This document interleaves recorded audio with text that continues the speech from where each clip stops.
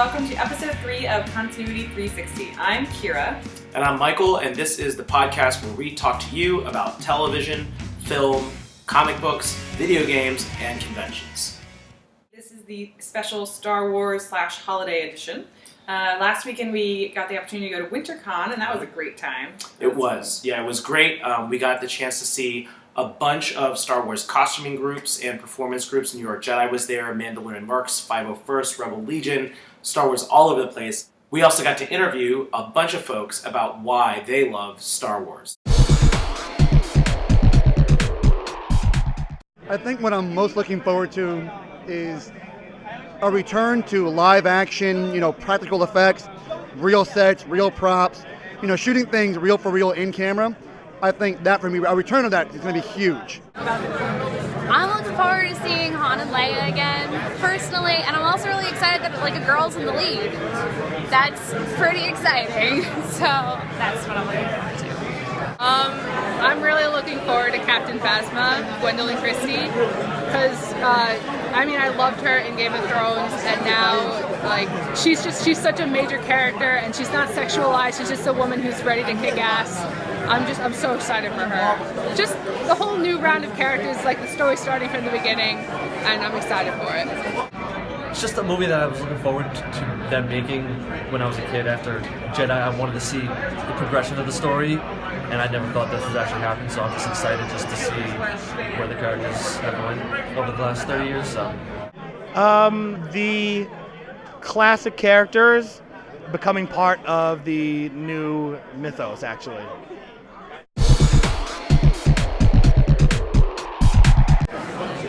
It's a family, Anybody who likes Star Wars, you find someone who likes Star Wars, you can talk to them for 3 hours about it, It's just everybody loves each other. I don't know anybody who hates each other, except for maybe the people who think Han Solo shot first or did not shoot first.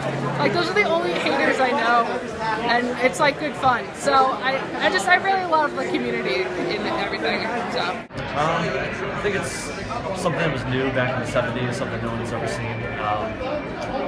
It's that fantasy that people, they want to escape their real life and just enjoy something that, something they'll never see in real life. So. I think Star Wars has really endured and caught on with so many generations for a myriad of reasons. And without kind of really getting to that crazy fanboy theory stuff of the power of myth, Joseph Campbell, Greek literature, it is rooted so much in classic structure that I think it's almost lightning in a bottle. It all really came together, but it's so timeless that it just keeps being timeless and enduring.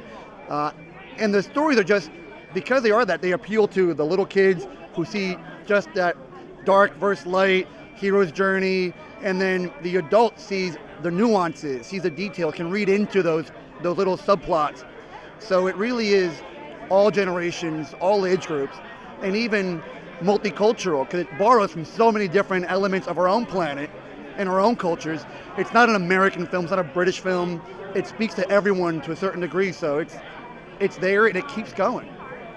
Well, I think it was kind of the first big sci-fi movie, and it kind of introduced everyone to this whole different kind of, phenomenon. I don't know. So that's why I think it's so beloved by everyone.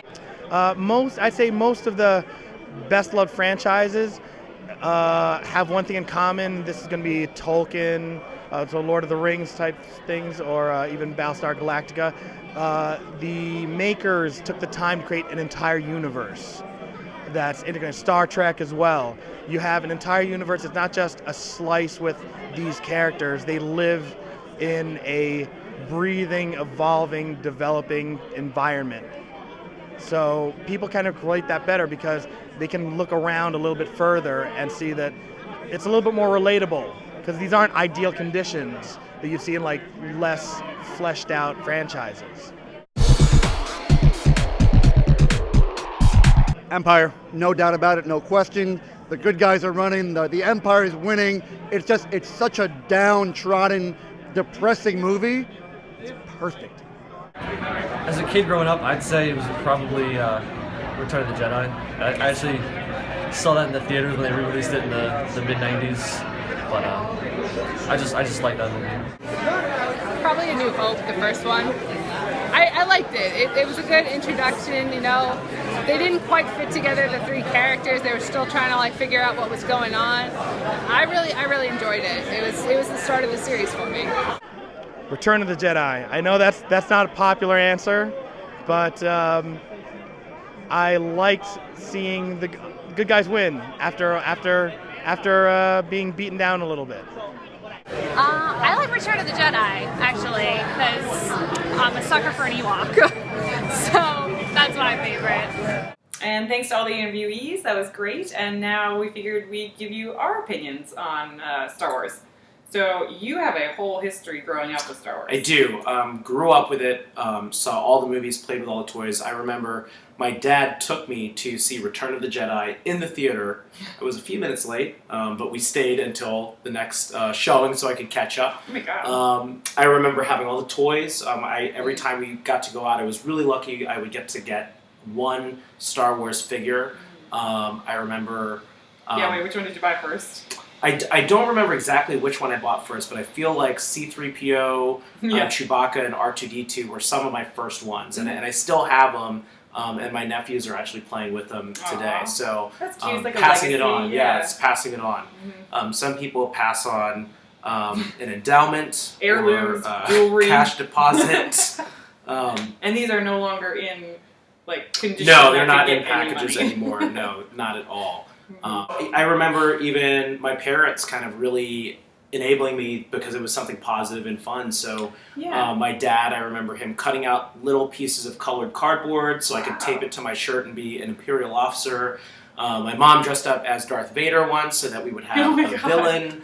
And so they really enjoyed it. I mean, they helped me enjoy it. And now my nephews who are young are getting to enjoy it as well, and they have their own masks and toys and play with my Star Wars toys as well. So, I mean, it's really 3 generations of my family were a part. And really, if you think about it, Star Wars started in 1977, over 3 decades. So it's like people are sometimes wondering why people love Star Wars so much. You know, show me something else that has lasted 3 decades that still is as vibrant today, even more so than it was back in the 70s. Yeah, that's true.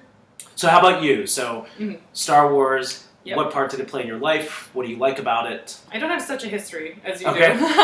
So you had maybe more of a life. That's possible. So and I wasn't old enough to actually go to the theater to see them, but that's okay.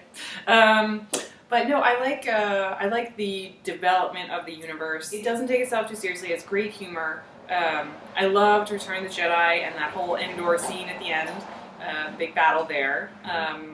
Action, adventure, romance, like Han Solo's lines were hilarious, and it was all around fun, I guess. Yeah. I think my favorite Han Solo line was in Empire Strikes Back, where Princess Leia is just completely trying to avoid his affections, and then in public, in front of everyone, he just says, "She revealed her true feelings for me." And I just, now that I'm older, I get a lot of that humor that when I was a kid, I might have gone over my head. So what's your favorite movie, if you had to pick one? If I had to pick one? One movie.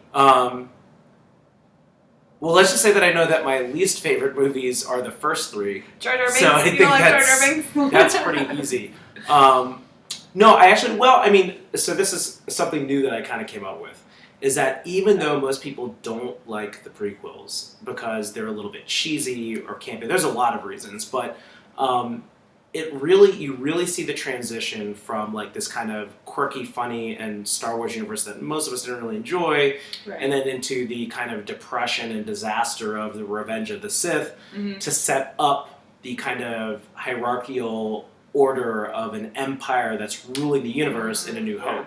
And that kind of shows like the path of the universe from, everyone's kind of happy and there's Gungans and, all that kind of stuff.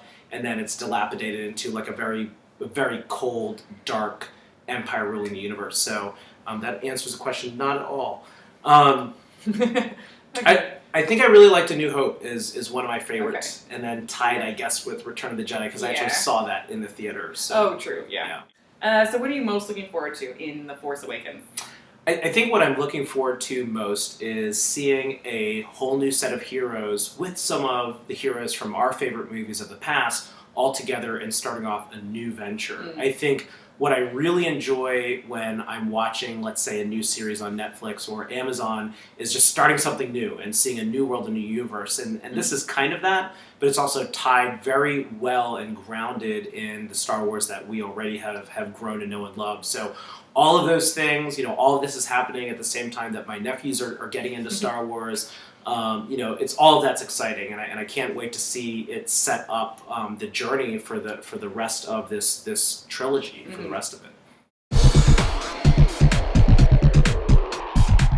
So a lot of people are, getting ready for the Star Wars coming out with different events. So some people are watching the entire, all 6 movies, in one go, which is insane, and it would take a whole day, probably 2 days. It would take a long time. It would take a long time, yeah. But there's a lot of events going on too, before the movie actually comes out. So for example, like last night. Yeah, there was an event last night in New York City called the Geek Girls Brunch Club. And they had a Star Wars themed holiday cocktail hour. How I actually found out about it was I just did not feel there was enough Star Wars excitement in my life because there needs to be more leading up to the movie. He sits at home dressed in his costume. I was all dressed up with no place to go.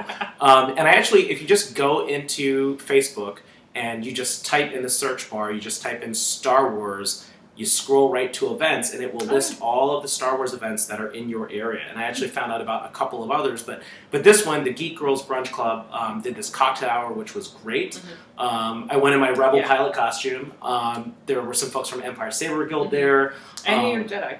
New York Jedi, and there were also some people, they had a lot of the bad Christmas sweaters, but Star Wars monograms. So there's, it was great. They even had snowflakes, big snowflakes awesome. with the edges were, a stormtrooper head, over and over. It was very well decorated. There was a Y-wing that they had cut. Yeah. And they had great prizes as well. Yeah. They had some awesome prizes. You technically won, 5 different things, winner, including a I was Darth Vader winner. toaster. So the first prize that I won was the Stormtrooper hat. I could have brought it today. He looked like a bank robber. It was really creepy. I thought it looked cool. I'll be wearing it.